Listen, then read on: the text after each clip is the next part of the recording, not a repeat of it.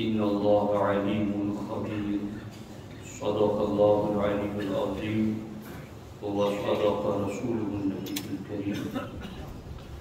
بآواز بلند پڑھے الصلاة والسلام عليك يا رسول الله الصلاة والسلام عليك يا حبيب الله الصلاة والسلام عليك يا نبي الله وعلى آلك وأصحابك يا نور الله صلى الله تعالى عليك وسلم أصدق الصادقين سيد المتقين چشم و گوش وزارت لاکھوں سلام یعنی اس افضل خلق بعد الرسل ثانی اثنین ہجرت پہ لاکھوں سلام مرتبہ حضرت صدیق طالب سید وہ ہر فضیلت کے ہیں جامع نبوت کے سوا۔ دوستان محترم،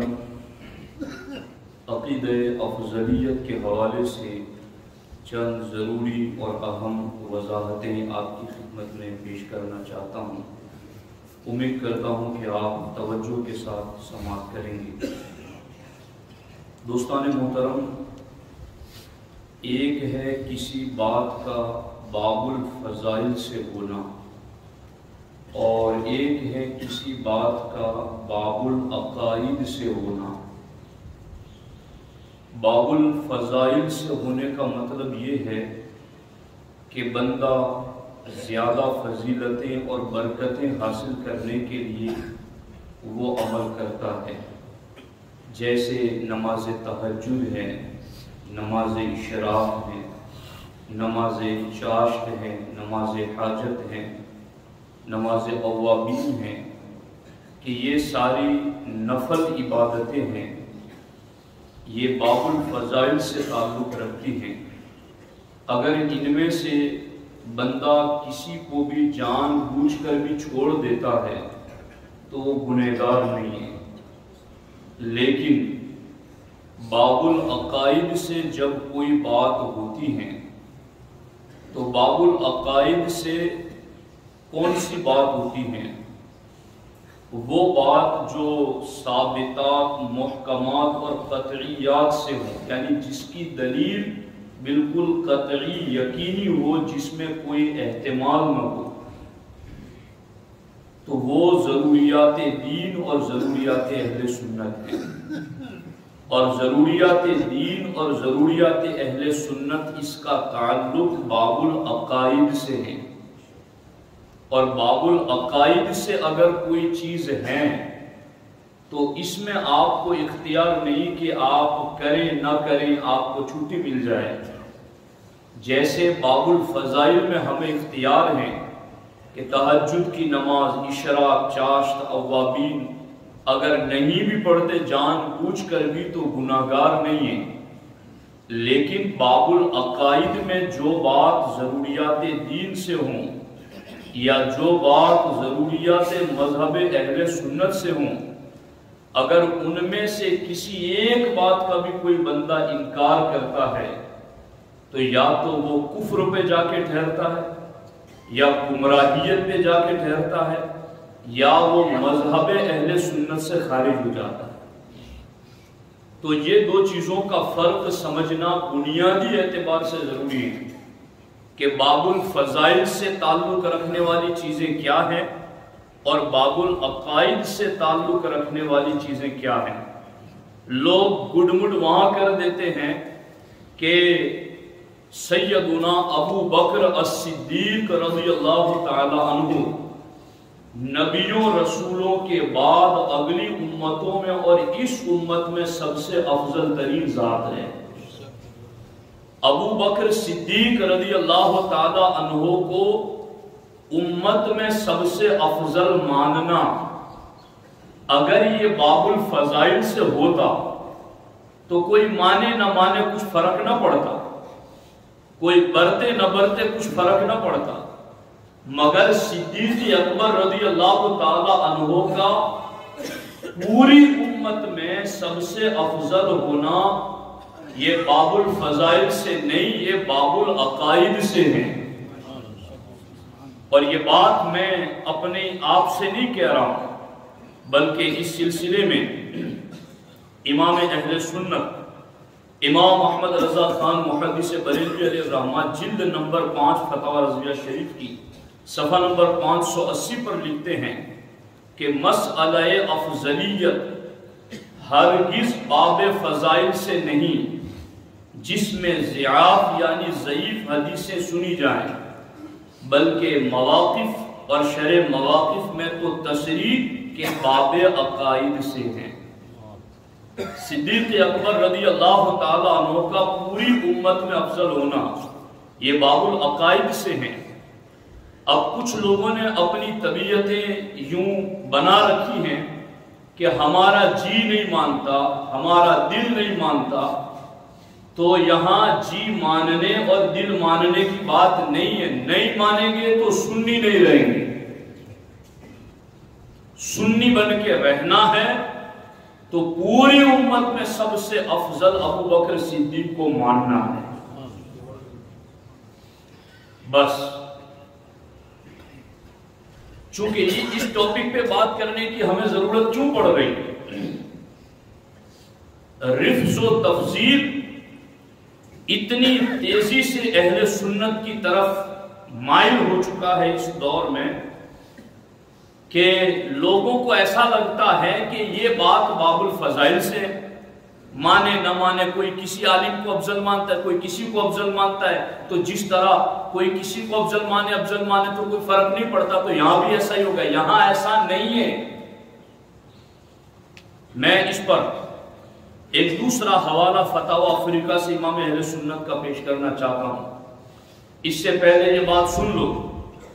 اگر چاروں خلفائے راشدین میں سے چاروں کو کوئی نہیں مانتا تو وہ بھی سنی نہیں، اور چاروں میں سے کسی ایک کو بھی نہیں مانتا تو بھی سنی نہیں، اور چاروں کو جس ترتیب سے خلافت ہے اس ترتیب سے فضیلت نہیں مانتا تو بھی سنی نہیں۔ سنی وہی ہے جو چاروں کو مانے، سنی وہی ہے جو چاروں کو اسی ترتیب سے فضیلت والا مانے جس ترتیب سے ان کی خلافت ہے۔ فتاوی افریقہ صفحہ نمبر 138 امام اہل سنت فرماتے ہیں کہ سوال میں چاروں خلفاء، چاروں صحابہ کا مرتبہ برابر کہا، یہ خلاف عقیدہ اہل سنت ہے۔ اہل سنت کے نزدیک صدیق اکبر کا مرتبہ سب سے زائد ہے، پھر فاروق اعظم، پھر مذہب منصور میں عثمان غنی، پھر مرتضی علی رضی اللہ تعالیٰ عنہ اجمعین۔ جو چاروں کو مقام اور مرتبہ میں برابر جانے وہ بھی سنی نہیں۔ یہ اعلیٰ حضرت کی بات۔ اچھا، یہاں بھی کچھ لوگ وسوسوں کا شکار ہو جاتے ہیں کہ چونکہ یہ اعلیٰ حضرت کی لکھی ہوئی ہے تو ان کی لکھی ہوئی ہے، تو یاد رکھنا اس چیز کو، اعلیٰ حضرت کی لکھی ہوئی اپنے گھر کی نہیں، یہ 1400 سالہ وراثت ہے اہل سنت و جماعت کی۔ اور مجھے سرکار اعلیٰ حضرت علی حسین اشرفی میاں علی رحمہ کا وہ جملہ یاد آ رہا ہے جو آپ نے لکھا کہ جو میرا مسلک جاننا چاہے وہ بریلی کے امام احمد رضا کی کتابوں کو پڑھے۔ یہ وہ امام احمد رضا ہے جنہیں اعلیٰ حضرت کا خطاب وارث پاک نے دیا۔ یہ وہ امام احمد رضا ہے جنہیں محدث اعظم نے مجدد اعظم کہا۔ یہ وہ امام احمد رضا ہے جنہیں آل رسول مارے روی نے کہا کہ خدا پوچھے گا کہ کیا لایا ہے تو میں احمد رضا کو پیش کر دوں گا۔ اس لیے اعلیٰ حضرت کی بات تنہا اپنی نہیں، 1400 سال کی حمایت ان کی پشت پر ہے، وہ دلائل ہے کتابوں کے اندر موجود۔ تو یہ بات جو ہے نا افضلیت والا مسئلہ، یہ باب العقائد سے ہے، اور اس کا انکار یہ بد مذہبیت، گمراہیت اور اہل سنت کے دائرے سے خارج ہونا ہے۔ اب میں یہاں آپ کی توجہ چاہتا ہوں اس چیز پر، بہت خاص بات ہے کہ جب یہ چیز باب العقائد سے ہیں تو باب العقائد کی بھی کئی کیٹیگریز ہیں، کئی درجے ہیں عقائد میں بھی، تو افضلیت سیدنا صدیق اکبر کس درجے کی عقائد میں آتا ہے؟ تو آپ کی توجہ ہو تو میں عرض کرنا چاہتا ہوں، فقہ کے 4 اصول ہیں، کتاب، سنت، اجماع اور قیاس، اور عقائد کے بھی 4 اصول ہیں، کتاب، سنت، سوات اعظم اور عقل صحیح۔ فقہ کے 4 اصولوں میں اجماع سب سے بڑی دلیل، یہ ساری باتیں تو ہیں علماء کو سمجھانے والی، درسگاہ کی باتیں ہیں، لیکن میں کوشش کر رہا ہوں کہ فقہ کے جو 4 اصول ہیں، کتاب و سنت، اجماع اور قیاس، ان میں اجماع سب سے قوی اور مضبوط دلیل، اور ادھر عقائد کے جو 4 اصول ہیں، کتاب، سنت، سواد اعظم اور عقل صحیح، ان میں سواد اعظم سب سے اعلیٰ درجے کی دلیل۔ تو فقہ کی 4 دلیلوں میں اجماع اقوى الادلہ سب سے مضبوط دلیل، اور عقائد کی 4 دلیلوں میں سواد اعظم یہ اقوى الادلہ سب سے مضبوط دلیل، اور خدا کی قسم اجماع جو سب سے عظیم دلیل ہے اس سے، اور سواد اعظم جو سب سے مضبوط دلیل ہے اس سے، فقہ اور عقائد کی دلیلوں میں بھی مضبوط ترین دلیل سے ابو بکر صدیق کا خلیفہ بلا فصل ہونا اور آپ کا امت میں افضل ہونا ثابت ہے۔ اب غور کرو کہ عقائد میں بھی یہ معمولی درجے کا عقیدہ نہیں ہے، آخر یہ ایسا کیوں ہے؟ دھیان سے سننا، ایک سیدنا صدیق اکبر کے امت میں افضل ہونے کا انکار پورے دین کو ڈھا دینا ہے۔ آپ کہیں گے یہ کیسے؟ تو یاد رکھنا، اللہ کے رسول علیہ السلام نے اپنی حیات ظاہری میں صاف صاف لفظوں سے یہ کہیں نہیں فرمایا کہ میرے بعد فلاں خلیفہ ہے، نامزد، ایسے اشارتاً کنایتاً درجنوں روایتیں میری نگاہوں کے سامنے، مگر نامزد سرکار دو عالم صلی اللہ علیہ وسلم نے کہیں نہیں فرمایا۔ تو پھر صدیق اکبر کو پہلا خلیفہ کیسے بنا ہے؟ تو 1,20,000 سے زیادہ صحابہ کرام نے ابو بکر صدیق کے پہلے خلیفہ ہونے پر اجماع کیا۔ 1,20,000 سے زیادہ صحابہ نے ابو بکر صدیق کے پہلے خلیفہ ہونے پر اجماع ظاہر کیا۔ اب اگر آج کوئی یہ کہہ لے کہ نہیں، میں ابو بکر کو افضل نہیں مانتا، میں کسی اور صحابی کو افضل مانتا ہوں، تو پھر ماننا پڑے گا کہ حضور کے وصال کے فوراً بعد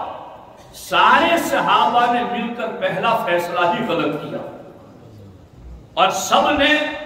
معاذ اللہ رب العالمین اہل بیت کا حق چھینا، مولا علی کا حق چھینا،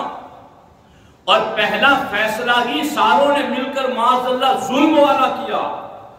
اگر صدیق کو افضل نہیں مانو گے تو یہ ماننا پڑے گا، اور اگر یہ مانو گے تو پھر رافضی پیچھے کھڑا ہی ہوا ہے کہ اگر تم نے مان لیا کہ ابو بکر افضل نہیں ہے، کوئی اور صحابی افضل ہے، تو پھر مانو کہ سارے صحابہ نے ظلم کیا، اور جب سارے صحابہ کو ظالم مان لیں گے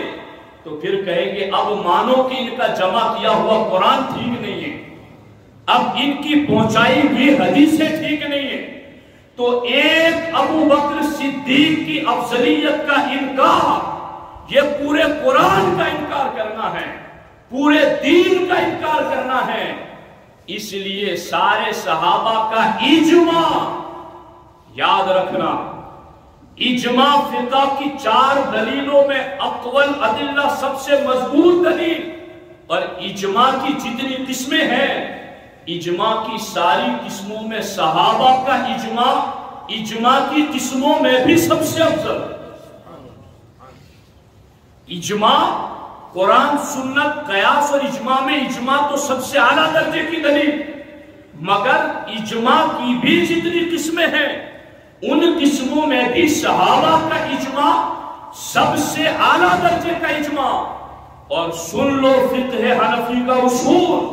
صحابہ جس چیز پر متفق ہو جائے اس چیز کا انکار بھی کفر ہے، اس چیز کا انکار کفر ہے۔ اسی لیے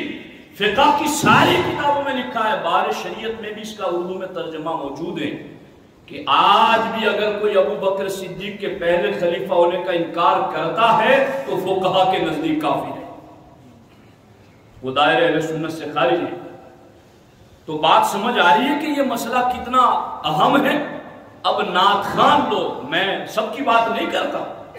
مگر پہلے ایک زمانہ تھا جب نعتوں کے باضابطہ گھنٹے 2 گھنٹے کے پروگرامات نہیں ہوتے، 1-2 نعت مقرر خصوصی سے پہلے پڑھی جاتی تھی، اور تب کتابیں بھی چھپی ہوتی تھی جس میں سے دیکھ کر عام طور پر ایک چند ہی نعتیں لوگ پڑھتے تھے۔ مگر اس سوشل میڈیا کے زمانے میں کہاں کوئی رافضی بیٹھ کے نعت پڑھتا ہے، ادھر نعت خواں بھی عالم نہیں، اسے بھی پتا نہیں کہ عقیدے کی اہمیت کیا ہے اور اس میں کیا مسئلہ ہے، تو وہ بھی بس اپنی محبت یا محبت وصول کرنے کے لیے ان اشعار کو پڑھ جاتا ہے اور لوگ داد دیتے ہیں۔ میں جانتا ہوں اہل سنت کے اسٹیجوں پر ایسے اشعار پڑھے جا رہے ہیں، اہل سنت کے اسٹیجوں پر ایسی روایتیں پڑھی جا رہی ہیں، تو کیا بتانا ضروری نہیں ہے کہ یہ مسئلہ کتنا اہم ہے؟ یہ کوئی صدیق اکبر کی ان کے باپ کے بیٹے ہونے کی حیثیت سے فضیلت نہیں ہے، یہ فضیلت کا مدار ہے 1,20,000 صحابہ کے اجماع پر، کہ اگر ان کی افضلیت کا انکار کرو تو ادھر 1,20,000 سے زیادہ صحابہ عادل نہیں رہیں گے، وہ پرہیزگار نہیں رہیں گے، اور جب وہی پرہیزگار نہ رہے تو ان کا جمع کیا ہوا قرآن کیسے ٹھیک رہے گا، ان کی پہنچائی ہوئی شریعت اور دین کیسے محفوظ رہے گا؟ اس لیے ان نعت خوانوں کو بھی اور ان مقررین کو بھی اسٹیج پر کوئی ایسا صدر رکھا جائے جو ذی علم ہو، اور امام اہل سنت نے یہ بھی بات فتاوی رضیہ شریف میں لکھی ہے کہ اسٹیج پر صدر عالم دین ہو، تاکہ اسٹیج پر اگر کوئی ایسی عقید عمل کی خرابی ہو تو وہ فوراً متنبہ کرے، فوراً ہوشیار کرے۔ تو یہ چیز عقائد کی دنیا میں بھی اجماع ٹاپ لیول کا، اور اجماع میں بھی صحابہ کا اجماع ٹاپ لیول کا، اور وہ سارے کہتے ہیں کہ ابو بکر صدیق ہم میں پہلے خلیفہ ہیں، مولا علی سمیت، اہل بیت اطہار سمیت، انصار و مہاجرین سمیت، مکہ مدینہ کے اور رہنے والے صحابہ سمیت 1,20,000 سے زیادہ کا اجماع اس چیز پر ہے۔ پر کوئی یہ نہ کہے کہ آپ تو افضلیت کی بات کر رہے ہو، خلیفہ بلا فصل کی بات لے گئے۔ میں یہ کہتا ہوں، حضور صدر الشریعہ نے لکھا بار شریعت میں، اور اس پر بھی درجنوں دلیل اس وقت فی الحال میرے ذہن میں کہ صدیق اکبر پہلے خلیفہ بنے اس لیے افضل نہیں ہوئے، بلکہ پہلے سے افضل تھے اس لیے پہلے خلیفہ منتخب کیے گئے، کیونکہ حضور کی حیات ظاہری میں تو آپ کو خلیفہ نہیں بنایا گیا چونکہ سرکار خود تھے، لیکن سرکار کی حیات ظاہری میں یہ باتیں سرکار کے سامنے ہوتی تھی کہ ہم میں سب سے افضل ابو بکر صدیق ہیں، فلا ينکر رسول اللہ صلی اللہ علیہ وسلم، اور سرکار اس پر منع نہیں فرماتے تھے، سرکار خوش ہوتے تھے۔ تو یہ مسئلہ اتنا اہم ہے۔ اب قوالیاں سنی جا رہی ہے، دمادم مست قلندر، اور اس طرح کی باتیں ہو رہی ہیں، اور میں بہت گنہگار شخص ہوں، اتنا بڑا عالم تو نہیں ہوں، مگر میں علماء کو متوجہ کر رہا ہوں اس چیز پر کہ اس چیز کو بولو، جب سر درد ہو رہا ہو تو ٹیبلٹ پیٹ کی مت دو، سر درد کی دو، جہاں جو بیماری پھیل رہی ہو تو پھر اس بیماری کا علاج کرو، اور اگر نہیں کر رہے ہو تو پھر میں تمہیں وعید سنا رہا ہوں سرکار کا فرمان سنا کر، اذا ظہرت الفتن اب البدع ولم یظہر العالم علمہ فعلیہ لعنۃ اللہ والملائکہ، جب فتنے ظاہر ہو رہے ہو اور لوگ نئے نئے عقیدے بنا رہے ہو وَلَمْ يُظْهِرِ الْعَالِمُ عِلْمَهُ، اور عالم اپنا علم ظاہر نہ کرے، جی لوگ میری محبت میں کمی آ جائے گی، میرے اسٹیٹس میں کمی آ جائے گی، لوگ مجھے کیا کہیں گے۔ اللہ کے رسول علیہ السلام فرماتے ہیں اگر ایسے وقت بھی عالم چپ کا روزہ باندھ کر کے بیٹھ گیا اور گونگا شیطان بنا رہا تو پھر اللہ کی بھی لعنت ہوگی اس پر، فرشتوں کی بھی لعنت ہوگی۔ اور میں اس پر دلیلیں دوں گا اگلے اجتماعات میں کہ اس مسئلہ افضلیت کو سارے صحابہ میں سب سے زیادہ تاکید کے ساتھ جنہوں نے بیان کیا وہ میرے مولا علی کی ذات ہے، وہ میرے مولا علی کی ذات ہے۔ مولا علی سے ہمارا رشتہ خون خاندان رسول اہل بیت اطہار کی وجہ سے بھی ہے، مگر ہمارا جب ہم پڑھتے ہیں نا تو ہمیں محبت اس حیثیت سے اور بھی زیادہ ہو جاتی ہے کہ خارجی اور رافضی فرقے ابو بکر و عمر عثمان کے زمانے میں نہیں آئے، مولا علی کے زمانے میں آئے، مگر یہ تنہا تھے، مگر دونوں فرقوں کو اسلام میں گھسنے نہیں دیا آپ نے۔ مولا علی جب تقریر کرتے نا تو جیسے ہم لوگ خطبہ پڑھتے ہیں اللہ کی حمد اور حضور پر درود، اس کے فوراً بعد مولا علی کہتے تھے لوگوں اس امت میں سب سے افضل ابو بکر صدیق ہے۔ اولی دافع اہل رفض و خروج، چار میر رکن ملت کے لاکھوں سلام، ماہی رفض و تفضیل و نسب و خروج، حامی دین و سنت کے لاکھوں سلام۔ میں نے ابھی کل ہی ایک رسالہ اس پر ترتیب دیا اور علماء کی خدمت تک پہنچایا، اس میں سے صرف چند باتیں میں نے پڑھی ہے اور وقت ہو گیا، لیکن انشاءاللہ میں آئندہ کے جمعات میں بھی اس کو کنٹینیو کروں گا اور مکمل یہ بات آپ کی خدمت میں پیش کروں گا۔ اللہ تعالی ہمیں عقائد اہل سنت پر مضبوطی سے قائم رہنے کی توفیق دے۔ السلام علیکم ورحمۃ اللہ۔